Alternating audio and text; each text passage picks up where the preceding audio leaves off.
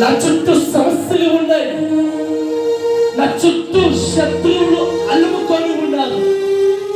దయ్యాలు, గాలులు, పిశాచులు దాడి చేసి నన్ను పడగొట్టాలని, పడద్రోయాలని ఎన్నో కంకణం కట్టుకొని దాడులు ప్రతి దాడులు చేసినప్పుడు, ప్రభువా నీ ప్రేమ, నీ కృప, నీ కనికరం, నీ కటాక్షము చేత నన్ను నీ రెక్కల చాటున దాచుకోవా. యేసయ్యా, గత నెల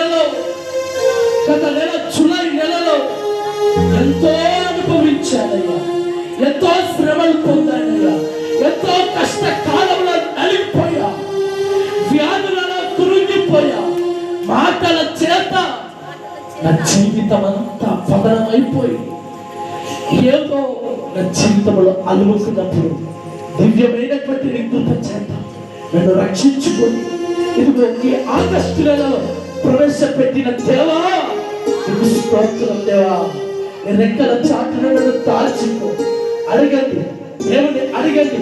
ఆయన రెక్కల కింద నీకు భద్రత, ఆయన రెక్కల కింద నీకు క్షేమం, ఆయన రెక్కల కింద నీకు యోగ్యత, ఆయన రెక్కలు ఆశ్రయం వలె కాపాడుకుంటుంది.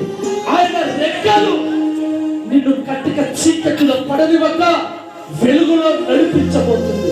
అందుకే యేసు కోడి తన పిల్లలను రెక్కల చాటులో దాచుకున్నట్టుగా నన్ను, నా కుటుంబాన్ని, నా పిల్లలను రెక్కల కింద చాటుకోవా, రెక్కల కింద దాచుకోవా. నా చుట్టూ వచ్చిన సమస్యల నుండి విడుదల కావాలి. కోరుకోండి, అడగండి. దేవుడి సన్నిధిలో ఉన్నావు.